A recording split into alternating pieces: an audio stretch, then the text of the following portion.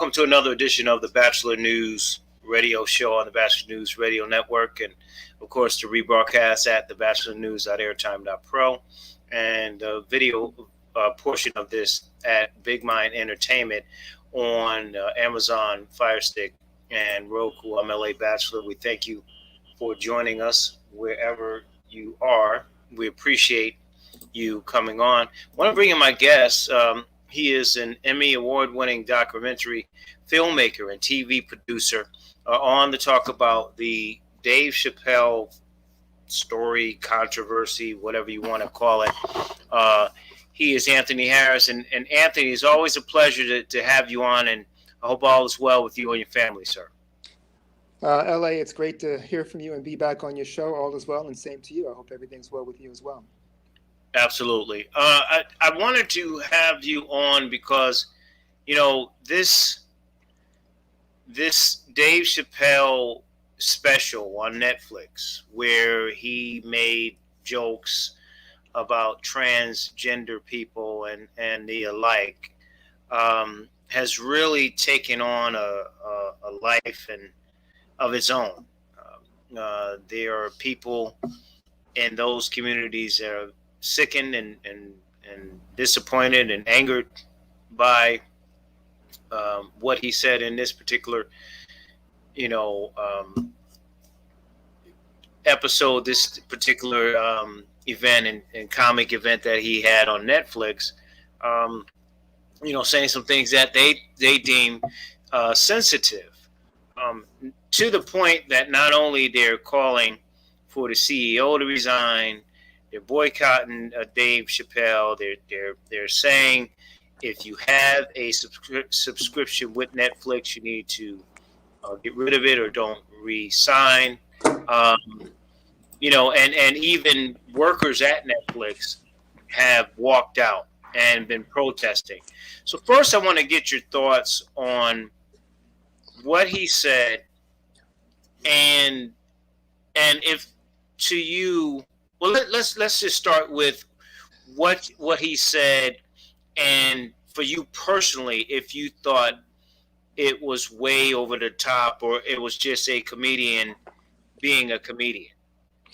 Yeah, a couple of things. I think it was one, a comedian being a comedian, but also there were some things that were disturbing. Among them is Dave's incessant use of the N word and also the B word. He made jokes of a lot of people. True that the full extent of his 72-minute show on Netflix, most of it was directed toward the LGBT community, but there were jokes at Jews, Asians, as I mentioned, the N word and B word. He had some rips on the feminist movement. So he was an equal opportunity joke master, if you will. And the key thing to point out there is that Dave Chapelle is a comedian. At the end of the day, regardless of how illuminating or how bright his social commentary may be, his main point is to get you to laugh. So I did not have a problem with any of what was said. I appreciated the fact that he pointed out the racism that's in that community. As Black people, regardless of how we identify ourselves, that is something that we always face. And I appreciate the fact that he brought that up. And that was my main gist that I walked away from. And that he challenged a community that normally gets away with that kind of stuff. And I appreciated that he did that. When you say a community that gets away with that stuff, what community are you referring to? Yeah. I'm specifically talking about the LGBT community. They sometimes act as though they are above it all. They cannot be criticized. They cannot be critiqued. And frankly, they act like bullies. Prior to Dave Chapelle, let me just tell you, and I mentioned this to you before we got on here. Right. I just wrote a lengthy article about it. It'll be published later in a website. I'll share it with you later. But Dave Chapelle is a comedian. He's not a social critic. Back in 2017, just to show you how aggressive this community is, the LGBT community, and going after people who just make observations. There was a Nigerian writer, I can't pronounce the name. I think her name was Ngozi Ndichie. I'm sorry, Chimamanda Ngozi Adichie.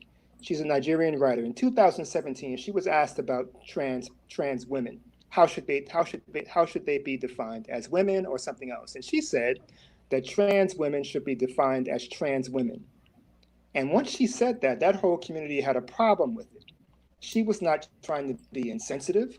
She was respectful of something that Dave Chappelle pointed out in terms of how women can give birth and trans women can't. That was a point that he made as well. Uh, and the woman's comments from Nigeria, they went in on her and really went after her because of that, and it was totally unnecessary. So at times, this community can be really aggressive and really just act as though they cannot be critiqued. And no one is above criticism, including Dave Chappelle. And I was appreciative of the fact that he did raise some issues because and you have to keep in mind also that the issue is something that Dave Chappelle is very, very, I don't want to say sensitive to, but he's very aware of.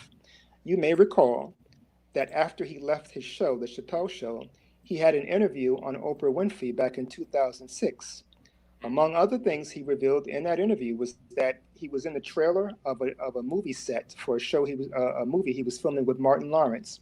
And all of a sudden, he walks in the trailer one day and a dress is there. And they wanted him to wear a dress. And Dave was like, nah, I'm not cool with that. Why I got to wear a dress? And Dave was also aware of the fact that he had noticed a lot of black men at the time were wearing dresses.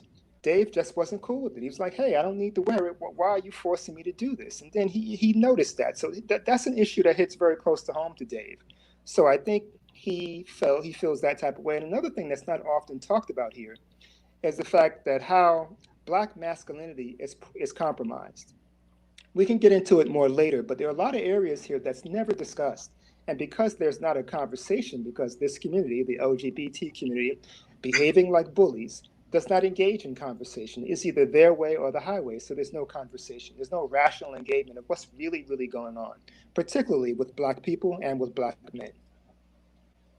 And we're talking about Anthony Harris. Anthony, I think one of the things that needs to be pointed out, and you had mentioned that, it was a little alarming. I believe you used that word. Maybe you can correct me in terms of the N word he used quite a bit. So that it sounded like he had a problem with that. But nobody seems to have a problem with that. That word has been connected to black people, specifically black people, from a racist standpoint. And it's I guess it's okay to be racist because there's enough racist people around, and make racial jokes and everybody's fine. Or, you saw the thing with John Gruden, the former Raider coach who lost his job, not necessarily for the racist things he said about DeMaurice Smith, but about transgender people and his homophobic ways. So it's okay to be racist, but it's not okay to talk about transgender people, to be homophobic and any of those things. Society can accept racism, in my opinion, it seems, but society can't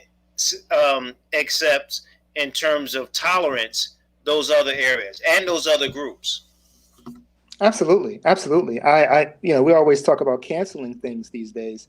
I would really like to be a cancellation of the N word. He also wantonly used the B word. I really wish that there was a movement, a give a hoot, to put an end to that word. But the use of it is so casual these days. It's so matter of fact. It's so nonchalant. I live in New York City. And you could walk down the street and you can hear it just in casual conversations. It's just too much. So I really, really wish that was the case. You talked about John Gruden. It amazed me. It completely amazed me how, because if you recall, in the Gruden situation, the N-word comments, the comments he made to DeMaurice Smith were the first comments to come out. Right. Then a couple of days later, or a day or so later, then the other comments came out. When the comments about the NFLPA director Smith came out, a lot of former NFL players, black ones included, were like, oh, that's not the John Gruden I know. Oh, we forgive him. And they were not going in on him. Ready to move on. They were ready, Anthony. Exactly. They were ready to move on.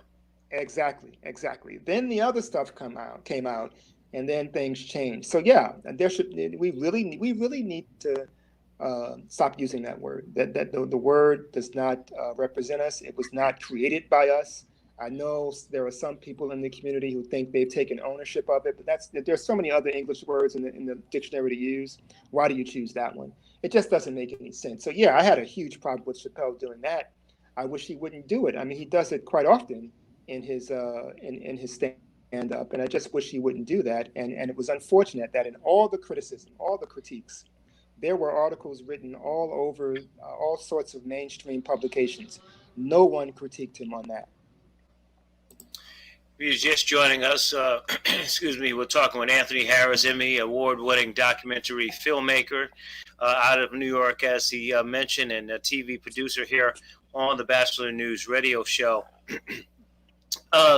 Anthony, it seems to me there's a disconnect, and it's a real issue with the fact that transgender LGBTQ community people of color will identify with their sexuality first, then their skin, then their ethnic group, then their being African American, Black, whatever you want to call it.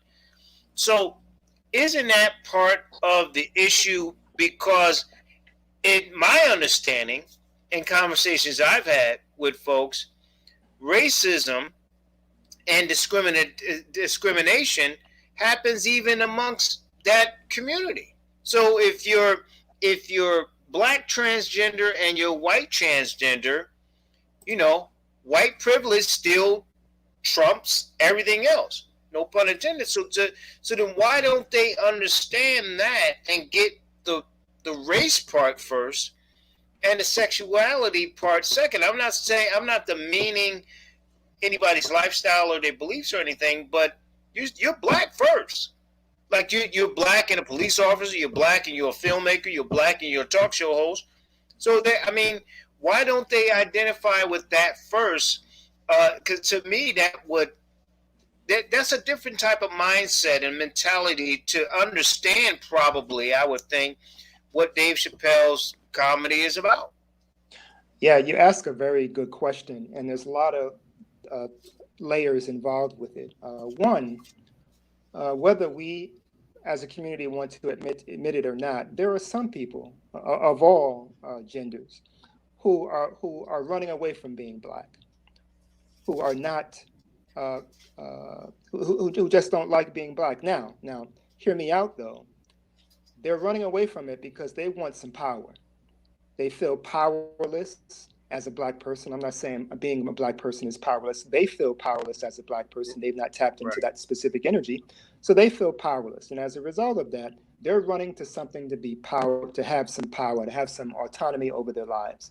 Now, in the case of LGBT community people, they align themselves with that community because that community's got some clout. If you remember, that community back in the 80s and 70s was really marginalized in this society. When AIDS first came up, they were really seen as lower than low.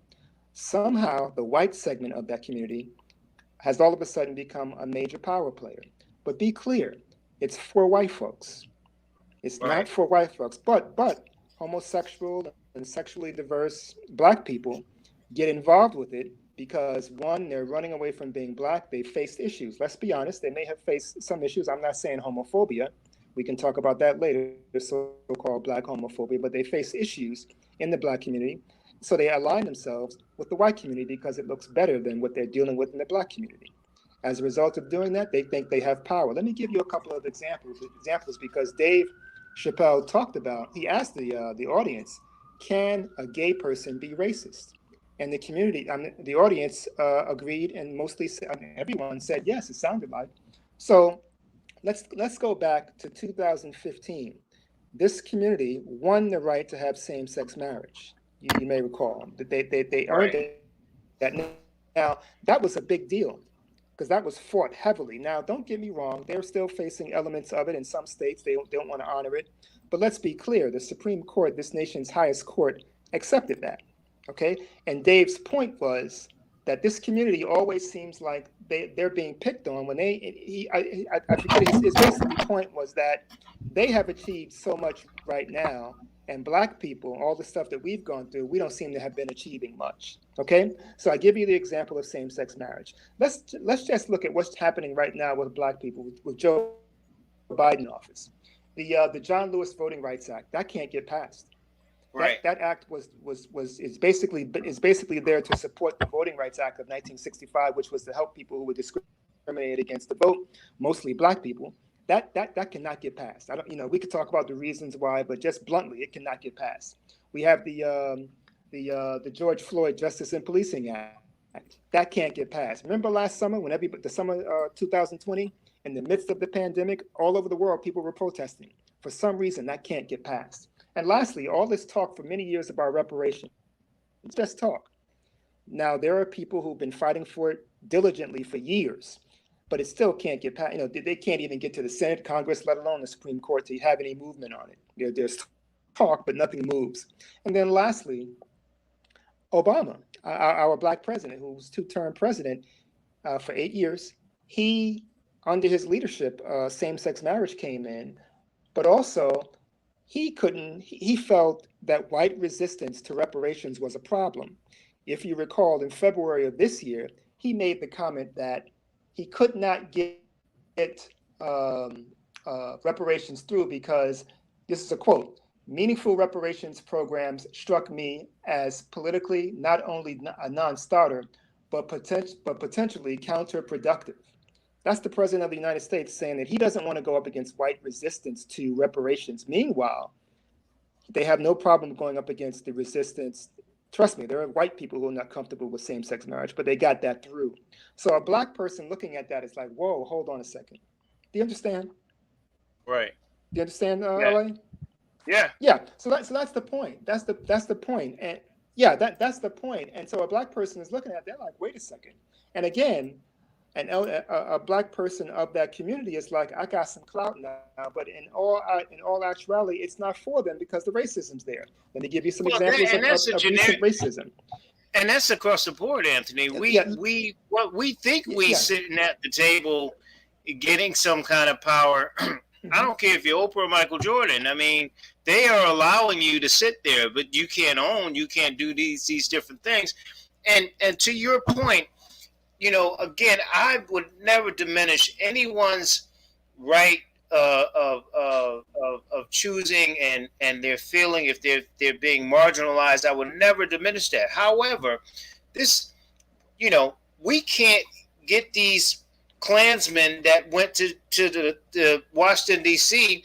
on January 6th arrested. We can't get stuff passed, as you said. There's so many things, and you really spending time on Dave Chapelle.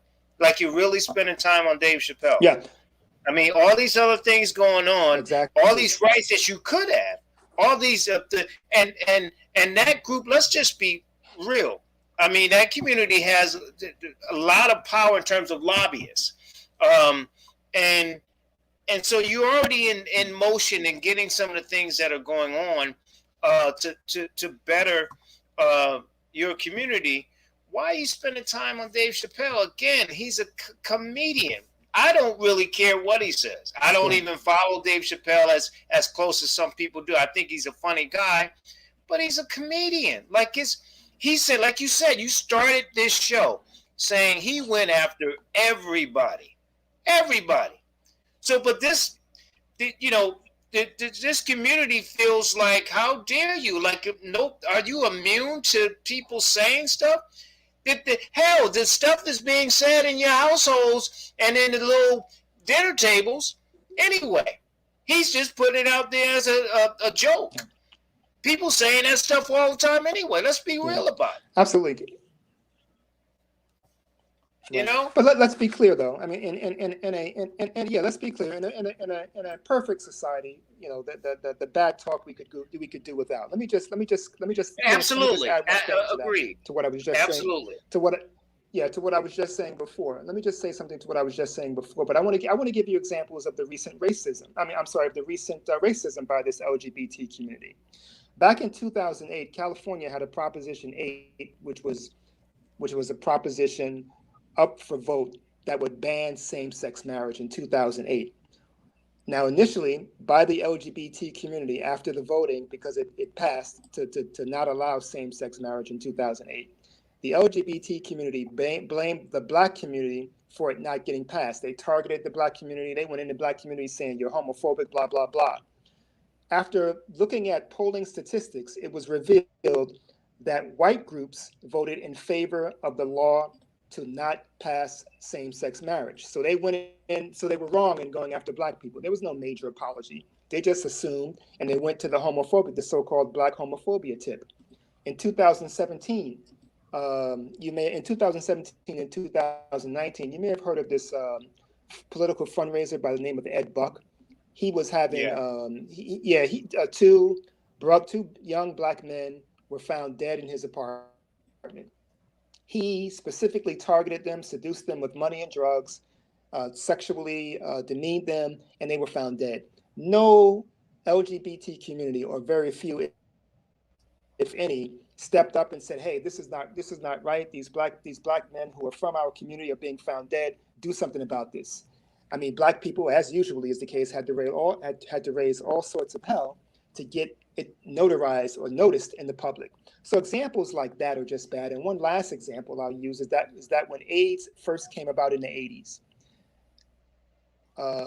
specifically in major cities like California and Los Angeles, the white LGBT community, which runs that community, they protected themselves. They made sure that funding and things like that went directly to their community, and some of it did not go to the Black community, which it was intended for.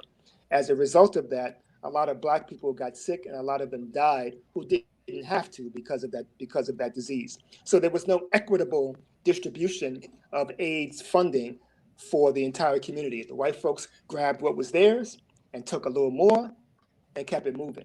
So things like that, and these are things that are not discussed. These are things that are not talked about. So in the midst of Dave Chapelle raising a joke and then a punchline at the end, he raised some very, very important points that I hope some people have the courage to at least look into and talk about. Yeah, and it really just boils down to, and I'm going to go to Black homophobia in a sec, but really does boil down to, Anthony, what you're saying, that it doesn't matter. Gay, straight, whatever, they don't respect us. They don't like us. You're not in their crew. You're not. You're not. You will never be accepted by them. I don't care how much money you got or whatever. People can debate me all the time, and that's fine. I don't care if you're a green monster that happens to be Black. If the other monsters look different, you're not in. They don't care. They don't want us in the group. I don't care if you're gay, straight, lots of money, the president of the United States or whatever. They will never accept us, ever. Because they think it's that white privilege that I own it, I'm better, I'm smarter, you were slaves for a reason, that whole mentality. And we just get full of ourselves and think that we've arrived. Like, you might be doing well for yourself, God bless, but keep doing your thing. But let's keep things in perspective. The other thing I want to say, one of the reasons why people have said, you're defending him and this, that, and the other, but I'm with Dave Chapelle and with anybody else. You're not going to strong arm me into anything. This show is called the Bachelor News Radio Show. That's mine. You ain't going to strong arm me into anything, period. And if he's a comedian, he makes those jokes, you have a problem with it, don't follow him. Do whatever you need to do. But you're not going to strong arm me. And that's how I feel. That's why I come to his defense. You are not going to dictate my profession and how I earn money to feed my family and eat. And because you got a bug up your ass, you got a problem with that, then leave me alone. And that's really, I don't even care about all the other stuff. You can't dictate to Dave Chapelle how he makes a living. If you don't like it, don't follow it. That's simple. But to your point about that group, this community, they have this sense of arrogance, like no one can touch us. And I'm being real with it, Anthony. It's almost like don't ever say, and I'm not saying it, but I'm saying don't ever say something like the Holocaust never happened, or something about Jews, holy cow, you're really in trouble. You're really in trouble. And this community is getting to that point where you can't be critical at all. So with that being said, we as black people, we have this, taboo type mentality. You drinking, just stop drinking. You smoking, just stop smoking. You're whatever, just stop doing it. And we have this sense of, we're not like them. We're tougher. We can get past all these things. And that machoism, if you will, comes into play with people who are transgender or from the LGBTQ community. So is there a difference, you think, in how we deal with, interact with, deal with even the controversy with this as opposed to other ethnic groups? You're specifically asking about so-called black homophobia? Right. Okay. Well, I mean, since our community has never really had a conversation on the topic, we don't know, because because to be honest with you, the engagement of heterosexual black people has not been asked. So I am of the belief, and that sometimes let me be clear. One of the people that I quoted in the article is an individual who's done a lot of work on this subject and in the black community, and he does not identify as LGBTQ. His name is Cleo Monago, and he says that sometimes black homophobia is not that. It's so-called black homophobia. What it really is black male compromisophobia. What it really is black men evaporating phobia. It's resistance to any sort of nuance except for being a strong black man. So think about that for a second. And I want to go back. Right. When it's okay. The white supremacy will allow Dave Chapelle to exist, to have these little nuanced conversations, to share some enlightening things.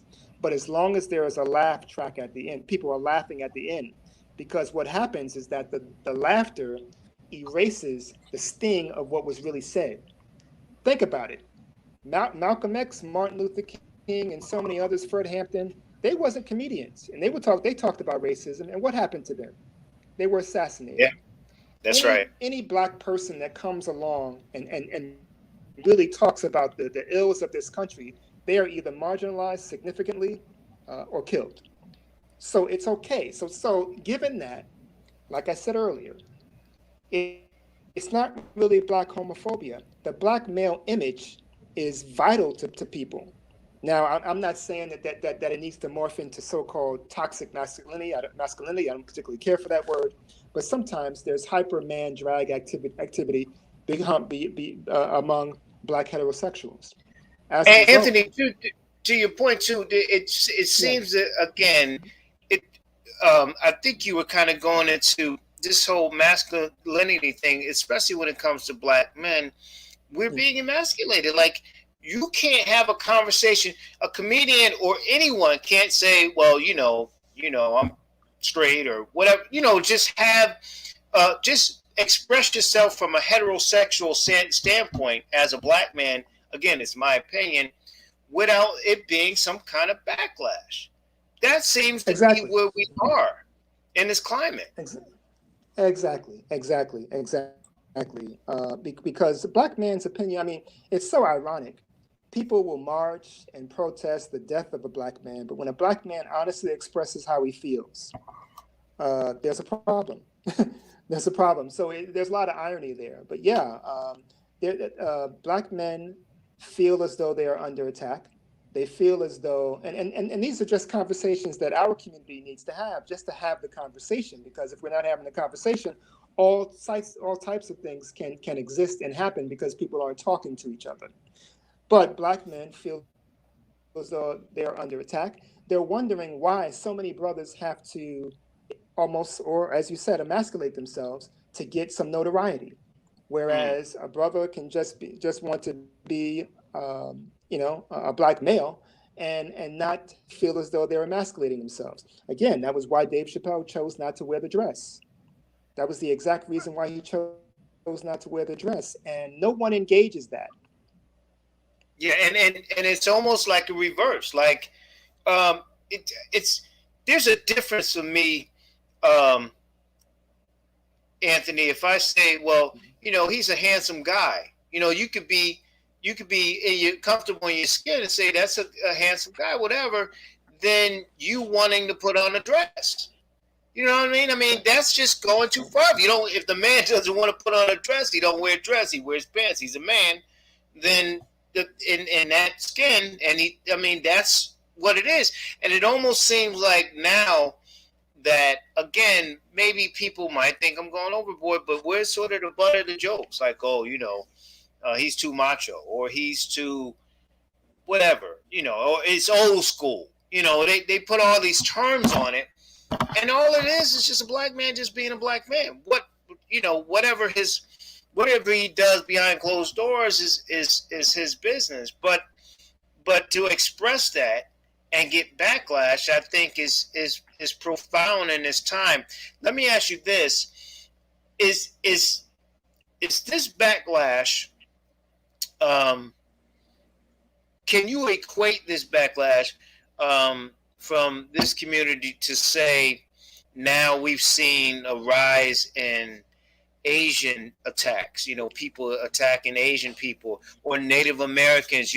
There's a story out about how, Native Americans still want the Atlanta Braves to stop with the tomahawk chop. It's offensive. And then, Sure. the baseball says, well, people in Georgia, where Atlanta is, they don't. Native Americans there don't have a problem. Listen, one Native American that has a problem with it should be enough for people to make change. I don't care if it's you got a segment over here. If you got a majority group which gets oppressed, their voice and everything, because you have Major League Baseball, somebody said, well, we got this group here that doesn't have a problem with it, then the majority gets oppressed. So my point is that when you look at some of these other groups that have been historically discriminated against and even attacked in some ways, is it on that level in terms of the backlash that comes with it? I'm not sure. I can't speak for those other communities. I'm really not sure. I will say that you brought up the tomahawk chop. That's something that can certainly be perceived as offensive, and it's something that no one really seems to raise. I mean, you get a crowded stadium and you're hearing people chanting like that. There are some elements to that can certainly be seen as very, very insensitive. You talked about the Asian violence that happened earlier this year. I found that to be in some ways problematic because I remember there was a piece on Primetime 2020, the news show on ABC done by one of their correspondents, and they specifically targeted the black males. They specifically targeted black males who attacked Asian people. Now, if we really, really want to be honest and really look at everything, there were white men who went after Asian people and Asian women and older Asian people, and it didn't get the same spotlight. Again, it just seemed like there was an attack on black men, and you lump everything on black men because that's who you go after. When in context, which is a very important word in storytelling, the context was not true, did not reveal that. The context was that white men went after Asian people, and the guy who shot up the nail salon in Atlanta, that was not a black man. That was not a black man. That was a white person who did that. So the narrative sometimes is about who controls it and who wants to divide the black community and have black women against black men and so on and so on. They control that narrative. And so we have to be a little more alert as to what's really going on and look at things in a different context.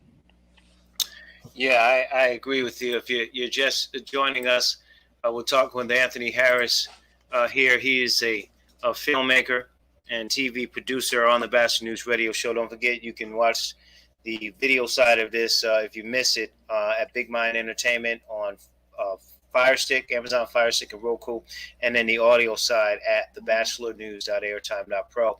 Anthony, speaking of which, you're a TV producer. You've won an Emmy. You've put out great stuff and documentaries. is the LGBTQ community being represented in a proactive and a positive direction in filmmaking, in documentary and things. So for so long, I can remember just being a child, and I'm sure you've heard it in your days and your experiences, that people would say that, and I'm not agreeing with it, but it is what it is. But people would say that Jewish people would run this and Jewish people run your industry. They would have, it would be a nepotism type thing where they put their friends and family down and the kind of stuff. Do you see the inroads of this community in terms of bringing awareness, but not only bringing awareness, but actually getting the jobs? We saw people walk out at Netflix. That's one thing, but what about overall in the industry? To be honest with you, I can't speak on that. That's not a community that I'm a part of. I really don't know. But I will say this, that they are getting a few more roles than what they're becoming much more a part of mainstream. I will say that. I know that Fox had a program on for a couple of years, specifically about that community. And there have been other programs, some a very few from an ideally Black perspective, very few, but there are more programs that we're seeing. And I personally don't have a problem with that. The more the merrier. The more content, the more the merrier. I don't have any issue with that. What I will say though is that like I just mentioned, there have not been any of those stories told from specifically a Black perspective, that is something that I would probably like to see more, and I think that's problematic. Because you look outside just that community. There are not too many Black love stories on TV. I'm not talking about a comedy where it's husband and wife. I'm talking about This Is Us. That's a Black story. Those types of stories. I think there's a reason for that, and I think it's not a coincidence. But there's not a lot of that. We're seeing a lot of interracial stuff, a whole lot of that, but we're not seeing a Black man, Black woman, no comedy track in a nuanced love story. Where it's not crowded with laughter and jokes and things like that. There's detail to how they live their lives. We're not Anthony, seeing that. That can I just happens ask very you? rarely. But again, there's a lot of interracial stuff. I think there's an agenda to that.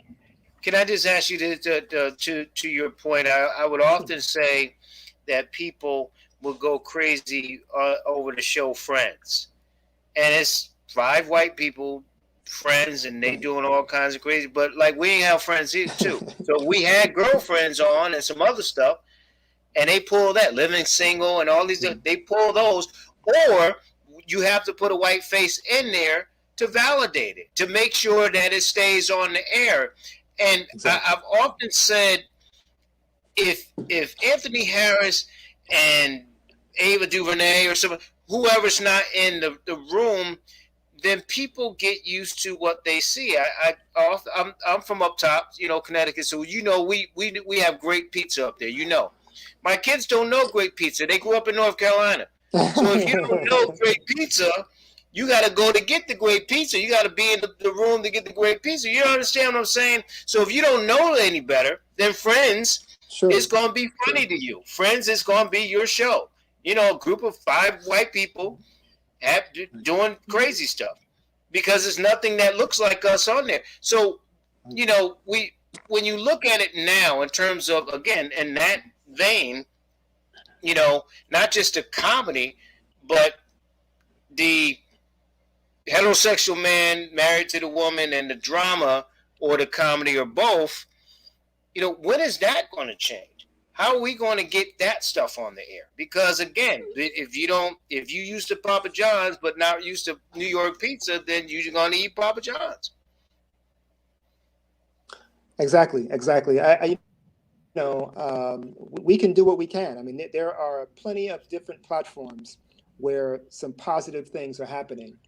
There's a sister, I forget the name of the platform, where she has just Black streaming, Black movies that she streams rather, and there are those. And now it's not on the mainstream platform, but if your hunger is what I spoke about, seeing Black people in all their dimension, then you can seek that out.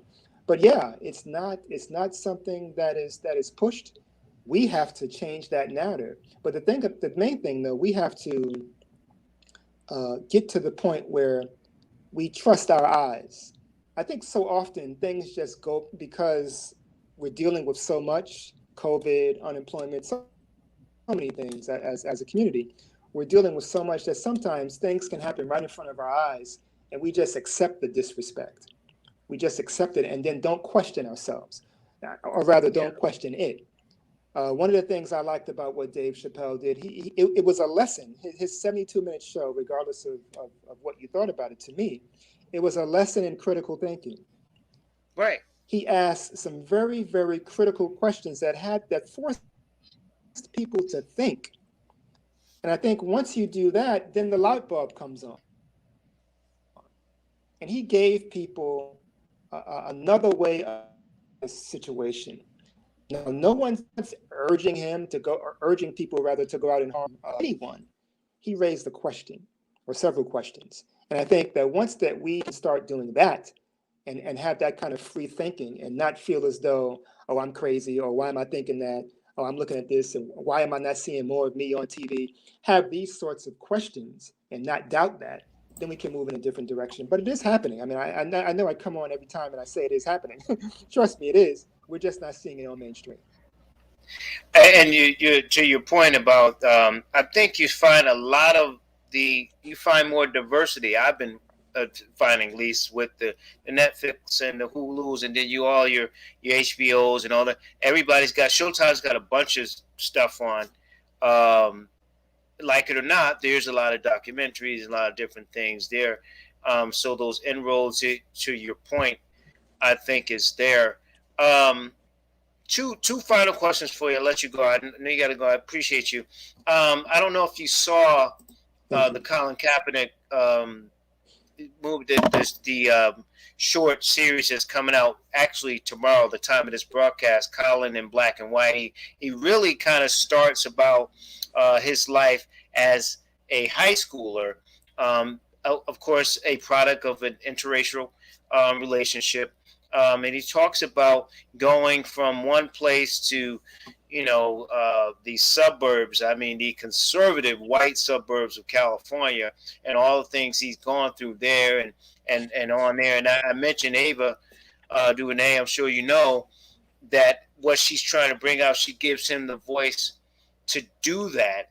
Um, First question for you: do you think that type of uh, narrative, if you will, for the black voice and the black show and the black documentaries, all of what you're talking about, putting those faces out there and understanding and challenging, putting that, question out there to all of us, to the masses. Do you think that's the way to go, number one?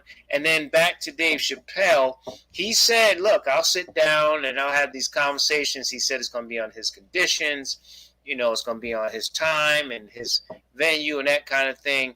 But as he said, and I said, you're not going to strong arm me. You're not going to, you ain't going to rough me up. You're not going to bully me, but I'm willing to have a conversation. How do you think that will look if and when he sits down with some folks from that community? Okay, first question first. You broke up a little bit, but I think you're talking about Kaepernick, and I think Ava DuVernay Right. is the He's one you're got talking a with him. Is that yeah. right? Mhm. He's got a documentary coming out calling Colin in black Okay. and white, and Ava is producing it. Do you think that's a way to go in terms of portraying us? Getting our stories out, our narrative, the way to go, where you use those type of, and not necessarily famous people, but that type of setup, if you will, to not only make the inroads and progress and have people see us on film and understand, who we are. Definitely, I think that's a great idea. I just really want it to be told from a black perspective. where Right. people have those things. One of the great things about this, I see the Dave Chappelle thing as just an opportunity for our community to have a long needed discussion. If we're brave enough to have that discussion on, we should have these kinds of discussions on so many other things. But since this is the topic, let this be the catalyst. And we should use people who have a high profile, like Chappelle, and you mentioned Kaepernick, people who have high profiles. We should use that as a stimulus to begin a conversation with our community. It would really, really, really open up a lot of things and nullify some myths, and people would just talk.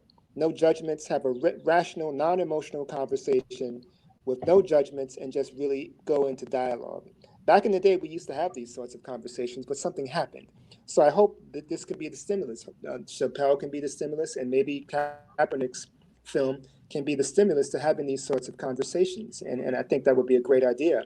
I'm sorry, I forgot your second question. The second question went to if he sits down with them and he said it's going to be on his Oh, conditions and right, all right, those right, things. right, right, How do right, you? What do you think right, the end result will be? right. Well, I hope it's managed by some people with good intentions, because the fear is that, again, this is a community that has long not wanted to have dialogue. It's either their way or the highway.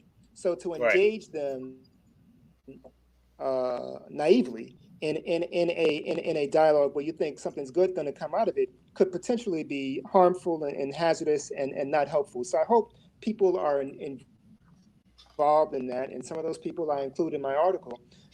Some of those people can be a part of this conversation that Dave is pitching to the community, and they can kind of steer the community. I'm sorry, steer the conversation in a more beneficial way. Because if he just goes there and it's the typical town hall forum where it's 25 people on the stage, there's 25 speakers and nothing really gets accomplished. It may be more of a waste than potentially turning out to be anything positive.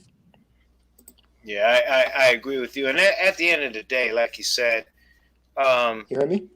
yeah, I got you. I can hear you. At the end of the day, it just seems as though, again, people need Okay. to relax. We got more important things going on, Anthony, in this country specifically than Dave Chappelle making some comments and some jokes.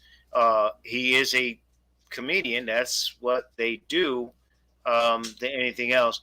But Anthony, I appreciate your time, man. God bless you. Be careful, and we will have you on again. I look forward to seeing that article too. I'll send it to you. Thank you very much for having me. I appreciate it. Absolutely, Anthony Harris. Always good to have him on to talk about things as it relates to the TV and film industry. I want to remind folks if you miss any part of the broadcast, there's a TV, a video and audio side. On the audio side, you can go to the THE bachelornews.airtime.pro and you'll see and you'll listen to the show in its entirety. Or you can watch this on Big Mind, like your mind, Big Mind Entertainment on Amazon Fire Stick or Roku. You can go there, it'll be there, and there's other shows there on both places, both the audio and video. You can listen to shows, the rebroadcast of all these shows. We will be doing another show in about 15 minutes, and you'll get an email and watch us and on Facebook and on YouTube as well. Don't forget if you are interested in having your own show or advertising with us, you can email us at labachelor40@gmail.com. Thank you so much, and we will see and talk with you soon.